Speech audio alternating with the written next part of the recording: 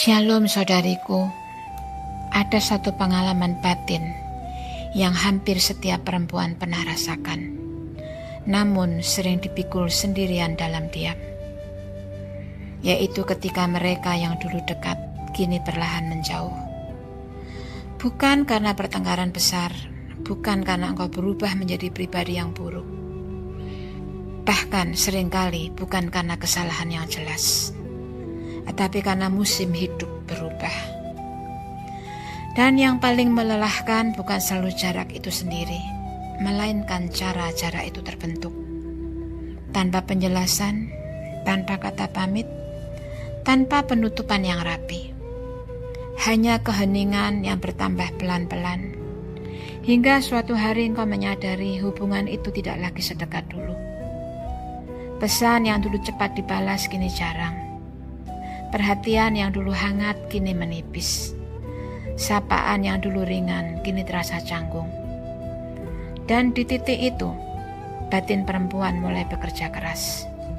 Engkau mencoba memahami, mencari-cari kesalahan, mengulang percakapan lama di kepalamu, berusaha menata ulang setiap kata, setiap sikap, setiap keputusan. Lalu muncul pertanyaan-pertanyaan yang sunyi namun berat. Apakah aku terlalu banyak berharap? Ataukah aku kurang peka? Apakah aku tidak cukup penting untuk dipertahankan? Saudaraku, usaha memahami ini sering lebih melelahkan daripada jarak itu sendiri. Karena tanpa sadar engkau mulai menanggung beban yang bukan sepenuhnya milikmu. Tidak semua orang yang menjauh sedang menolakmu. Kadang mereka hanya tidak lagi sanggup berjalan di jalur yang sama.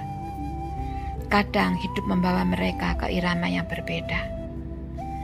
Kadang mereka sendiri tidak tahu bagaimana menjelaskan perubahan itu. Dan kadang yang paling sulit diterima, yaitu karena Tuhan memang mengizinkan jarak itu terjadi. Bukan karena engkau gagal, melainkan karena Tuhan sedang menjaga hatimu.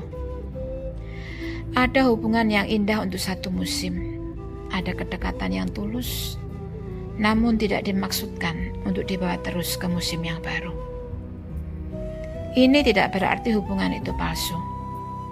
Ia hanya tidak dimaksudkan untuk berjalan lebih jauh.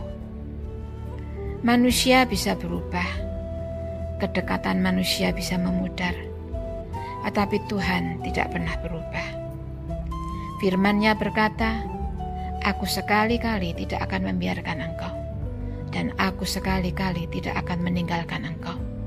Itu tertulis dalam Ibrani 13 ayat 5. Ketika orang yang dulu kau andalkan tidak lagi hadir seperti sebelumnya, Tuhan tetap tinggal, Dia tidak pernah meninggalkanmu.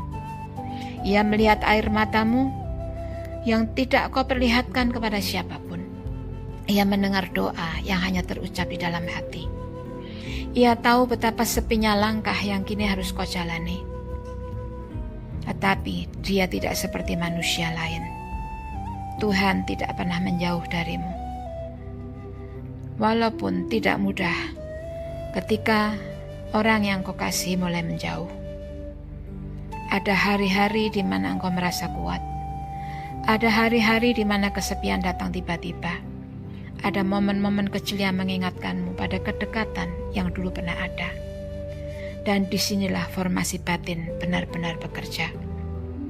Oleh sebab itu, saya ajak engkau menuliskan dengan menjawab pertanyaan-pertanyaan berikut ini dengan jujur. Tariklah nafas perlahan, tidak perlu tergesa-gesa. Tuhan tidak memintamu untuk segera menjadi baik-baik saja, tetapi Ia mengundangmu untuk jujur di hadapan-Nya. Yang pertama, siapa yang kau rasa dulu dekat, namun kini menjauh dari hidupmu? Tuliskan namanya, bukan untuk membuka luka lama, tetapi untuk mengakui bahwa jarak itu nyata. Yang kedua, apa yang paling melelahkan dari jarak ini? Apakah menunggu? Atau tidak adanya penjelasan? Atau merasa sendirian dalam perubahan ini? tuliskan apa adanya. Yang ketiga, ruang apa yang kini terasa kosong di hatimu? Apakah ruang untuk didengarkan, untuk ditemani, atau untuk merasa aman? Biarkan semua ini engkau tulis di hadapan Tuhan.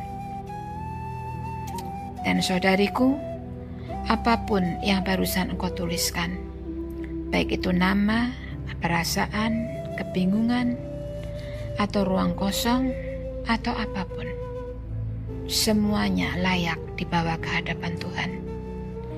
Jika engkau menuliskan satu nama atau bahkan beberapa nama, itu bukan tanda bahwa engkau lemah, tetapi itu tanda bahwa hatimu pernah sungguh mengasihi.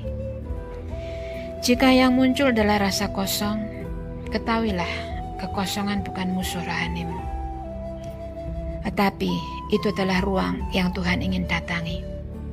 Bukan ruang yang harus segera kau isi dengan manusia lain. Jika yang engkau tuliskan adalah kebingungan atau pertanyaan yang belum terjawab, ingatlah bahwa Tuhan tidak selalu memberi penjelasan, tetapi Ia selalu memberi penyertaan. Dan jika tanpa sadar engkau menyalahkan dirimu sendiri, dengarkan ini dengan lembut namun tegas, bahwa tidak semua jarak adalah akibat kegagalanmu atau kesalahanmu.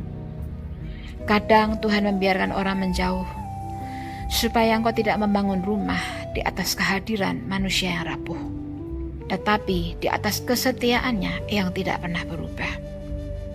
Hari ini engkau tidak diminta untuk memahami semuanya. Engkau hanya diminta untuk tinggal bersama Tuhan di tengah jarak yang belum pulih.